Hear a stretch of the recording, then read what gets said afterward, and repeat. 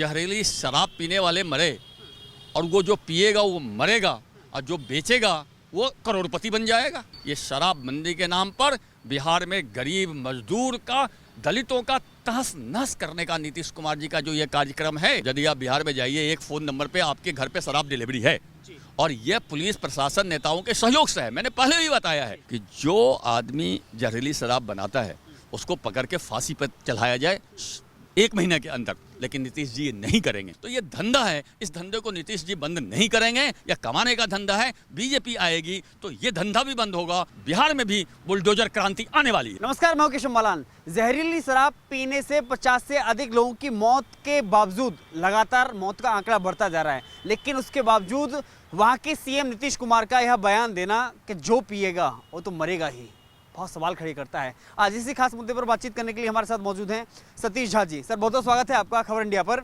सबसे पहली बात कि बिहार में 50 से अधिक लोगों की मौत हो गई और मौत का आंकड़ा लगातार बढ़ रहा है, लेकिन शर्मनाक बयान नीतीश कुमार के जो पिएगा वो मरेगा ही।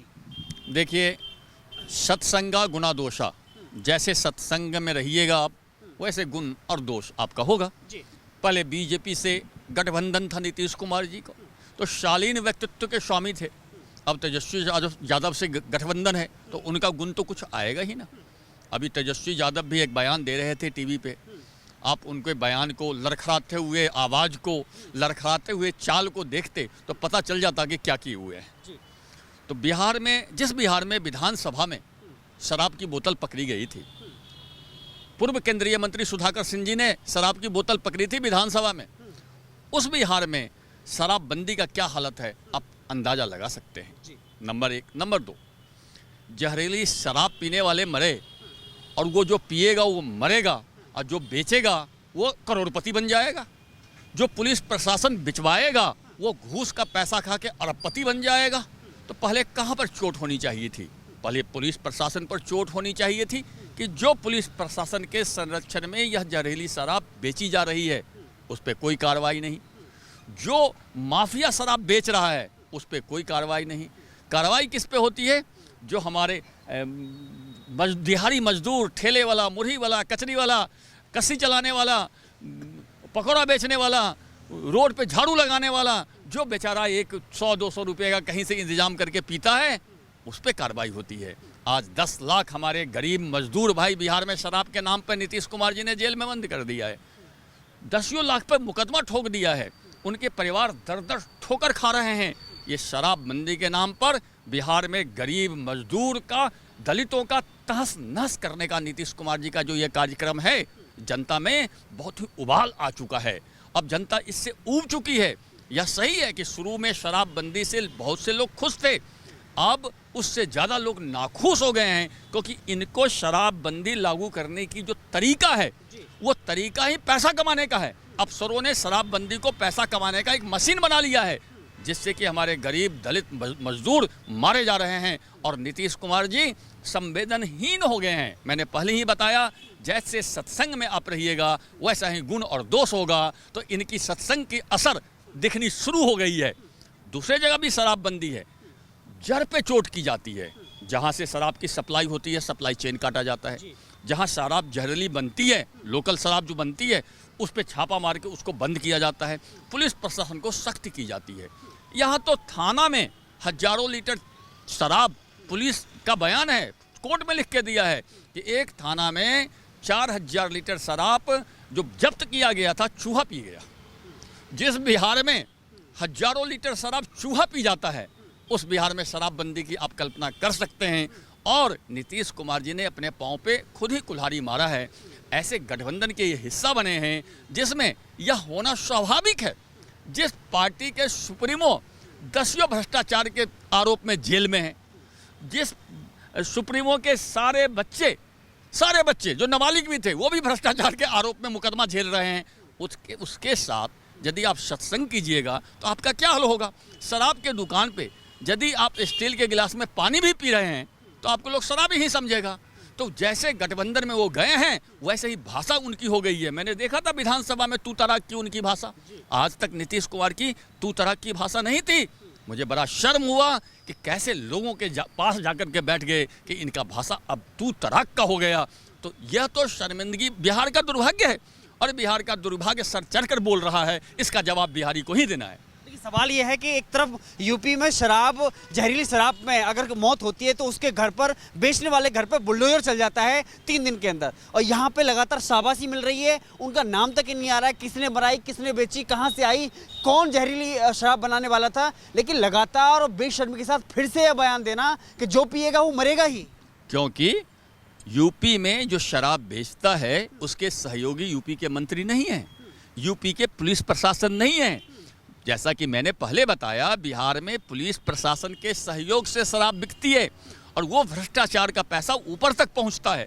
तो जब आप भ्रष्टाचार का पैसा खाएंगे तो आप कार्रवाई नहीं कर सकते हैं, बुलडोजर नहीं चला सकते हैं। बुलडोजर चलाने के लिए योगी आदित्यनाथ जैसा कलेजा चाहिए।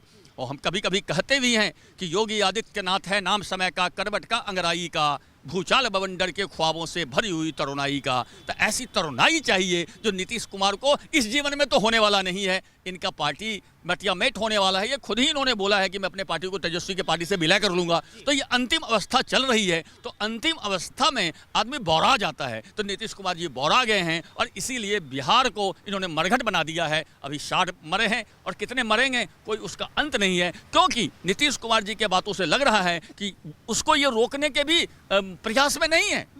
इन्होंने सहानुभूति भी नहीं दर्शाई है। जिसने शराब बेचा था उस पर छापा मार के पकड़ के जेल में ठूसना, ऐसा कुछ नहीं कर रहे हैं। तो इनका बात से लगता है कि ये 60 या 6000 मरने का इंतजार कर रहे हैं और बिहार की जनता इनको गद्दी से हटने का इंतजार कर रही है। शायद उसका परिणाम तो नहीं। हाल ही में इन्होंने बयान दिया कि अगला विधानसभा का चुनाव तेजस्वी के नेतृत्व में लड़ेंगे। तो शायद हो सकता है कि अभी से उन्होंने कमाल तेजस्वी के हाथ में सौंप दिया और उसी का परिणाम तत्काल आ गया हो, जहरी शराब के रूप में बाहर। नहीं, ये तो सही है कि अगले साल तेजस्वी को नीतीश कुमार जी गद्दी सौंपने जा रहे हैं। इसी शर्त पर इनका राष्ट्रीय जनता दल से समझौता हुआ था और ये उपराष्ट्रपति बनने के लिए ललायित थे। बीजेपी से इन्होंने मैसेज दिया था कि मुझे उपराष्ट्रपति बना दिया जाए और बिहार में दूसरे को मैं मुख्यमंत्री बना देता हूं, गठबंधन से सरकार चलती रहेगी। लेकिन बीजेपी ने ये शर्त रखी थी कि जेडीयू को बीजेपी में विलय कर लिया जाए, तब मैं आपको उपराष्ट्रपति बनाऊंगा। तो चूंकि बीजेपी ने उनको उपराष्ट्रपति नहीं बनाया और इन्होंने बीजेपी में जेडीयू को मर्ज नहीं किया, इसीलिए ये भाग करके तेजस्वी यादव के पास गए हैं। और आज जैसे तेजस्वी यादव, जैसे लालू यादव, वैसा ही चरित्र नीतीश कुमार का बन गया है, जिससे कि बिहार के 60 लोगों के मरने पर अट्टहास कर रहे हैं कि पिएगा तो मरेगा। एक मुख्यमंत्री को जहां सहानुभूति दिखानी चाहिए थी वहां जाना चाहिए था, मुआवजा देना चाहिए था, वहां कहते हैं पिएगा तो मरेगा। ऐसा संवेदनहीन मुख्यमंत्री भारतवर्ष में किसी राज्य में नहीं है और यह बिहार की जनता देख रही है। देखिए, उपराष्ट्रपति बनने का ऑफर भले ही उन्होंने स्वीकार ना किया हो या फिर भाजपा ने ऐसा रास्ता तय न किया हो, लेकिन अब पीएम बनने के ख्वाब देखने लगे हैं ना सर। देखिए, भारत में पीएम बनने के ख्वाब कम से कम 100 आदमी देख रहे हैं। उसमें नीतीश कुमार जी भी एक हैं, अरविंद केजरीवाल जी हैं, ऐसे सैकड़ों आदमी हैं जो पीएम, ममता बनर्जी जी है, केसीआर हैं जो पीएम बनने का ख्वाब देख रहे हैं। लेकिन इनके हसीन सपने हैं, मुंगेरी लाल के हसीन सपने हैं, इनका ख्वाब कभी पूरा नहीं होगा। ये सीएम भी नहीं रहेंगे अब अगले साल, और पीएम तो बहुत दूर की चीज़ है। केंद्र में मंत्री भी नहीं रहेंगे। बीजेपी के साथ रहते तो कहीं गवर्नर बन जाते, केंद्र में मंत्री बन जाते तो कुछ इज्जत बची रहती। ये रही सही इज्जत इस सांध्य वेला में नीतीश कुमार ने मिट्टी में मिला लिया है। जो भी इनकी इज्जत थी, इमेज थी, वो सब मिट्टी में मिल गई है नीतीश कुमार की। और बिहार की जनता इनसे छुटकारा पाने का मौका ढूंढ रही है। जो ही मौका आएगा नीतीश कुमार से बिहार की जनता छुटकारा पाएगी। देखिए, बिहार की जनता का उद्धार कैसे होगा, क्योंकि अब वैसी पार्टी से गठबंधन किया और अगली 24 की घोषणा, अगले चुनाव की घोषणा, विधानसभा चुनाव की घोषणा तेजस्वी के नेतृत्व में कर दी। तो वही 2 पार्टी के अलावा फिर उससे छुटकारा कैसे मिलेगा, उससे जनता का उद्धार कैसे होगा? नहीं, मैं बता रहा हूँ, बीजेपी की वोट बिहार में बढ़ रही है और अगले विधानसभा चुनाव में निश्चित रूप से बीजेपी सत्ता में आएगी, क्योंकि बीजेपी अकेली लड़ेगी। इतना दिन नीतीश कुमार के साथ बीजेपी लड़ती थी, जिससे वो कम सीट पर लड़ती थी, और कम सीट पर लड़ती थी तो कम सीट आती थी। और नीतीश कुमार को नेता बनाने वाले तो बीजेपी हैं। अकेले लड़के नीतीश कुमार जी कभी नेता बन नहीं पाए, कभी मुख्यमंत्री नहीं बन पाए। तो बीजेपी ने उन्हें नेता बनाया था, मुख्यमंत्री बनाया था 7-7 बार। लेकिन उन्होंने बीजेपी के पीठ में भी छुरा घोंपा है, तो बीजेपी इसका बदला लेगी। अगले विधानसभा चुनाव को बीजेपी अकेले लड़ेगी और बीजेपी अकेले दम पे सरकार बनाएगी। नीतीश का पार्टी जेडीयू का बिहार में कोई नाम लेवा नहीं है। नीतीश का कभी वोट बैंक रहा नहीं है। लोकसभा चुनाव 2014 का नीतीश अकेले लड़े थे, एक भी सीट नहीं आई थी। तो जनता ने देखी थी, दुनिया ने देखी थी। वही हाल नीतीश का होने वाला है और बीजेपी की सरकार पूर्ण बहुमत से बिहार में बनेगी। देखिए एक और बात है ना कि जैसे 2024 के इलेक्शन की जब तैयारी का नाम आता है तो क्या संभावना देखते हैं, क्योंकि भाजपा इस समय उससे बाहर है, बिहार से बाहर है भाजपा। बिहार के सत्ता से बाहर है।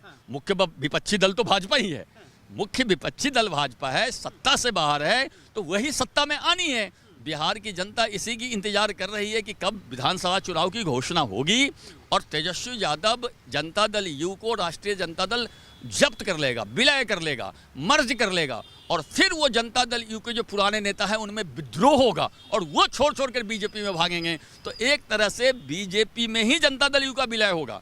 कानूनन तकनीकी रूप से तो राष्ट्रीय जनता दल में नीतीश कुमार जी विलय करने जाएंगे, लेकिन इनके जितने साथी हैं सब छोड़ के बीजेपी में के सपोर्ट में आ जाएंगे, बीजेपी में आ जाएंगे और बीजेपी चुनाव लड़ेगी अकेले दम पर और अकेले दम पर बिहार में सरकार बनाएगी, बहुमत लाएगी। ये मैं अभी आप बता रहा हूँ, लिख के रख लीजिए। देखिए नीतीश कुमार जब कहते हैं जो पिएगा वो मरेगा ही, ये बात केवल बिहार के लिए लागू होती है? जब दिल्ली में एक पर एक फ्री मिलता है और कई राज्य हैं जहाँ ऐसी योजना लागू की गई, लेकिन बिहार के अलग अगर कहीं शराब होगी तो क्या वहाँ भी मरेगा?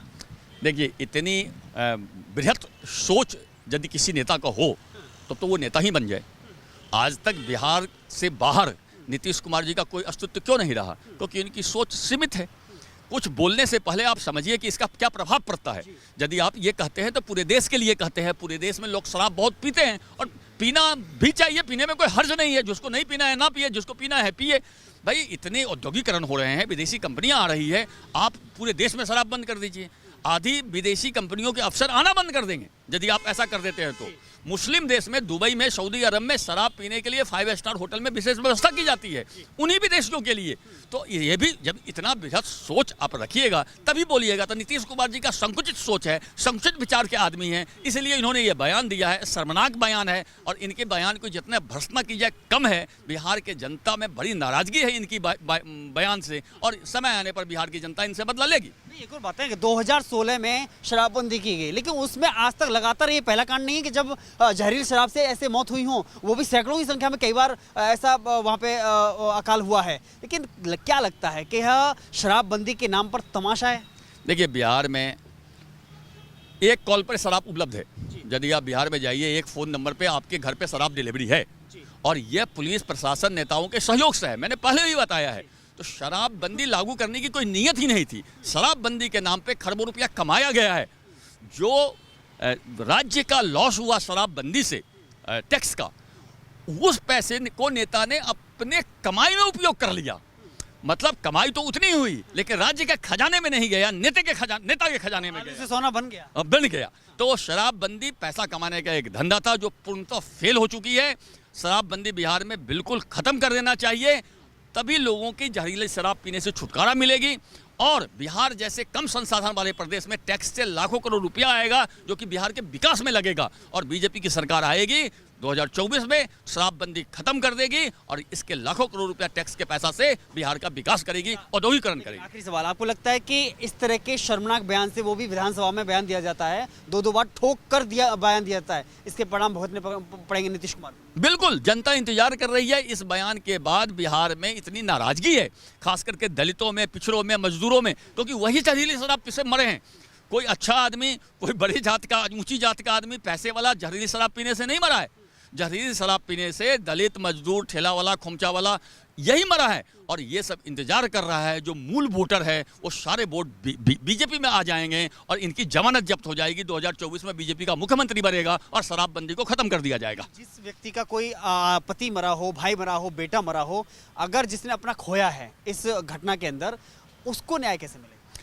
उसको न्याय ऐसे मिलेगा कि जो आदमी जहरीली शराब बनाता है उसको पकड़ के फांसी पर चढ़ाया जाए 1 महीने के अंदर। लेकिन नीतीश जी ये नहीं करेंगे। मैं अभी आपको बता रहा हूँ, यदि ये करना होता तो शराबबंदी वहाँ सफल हो गई होती।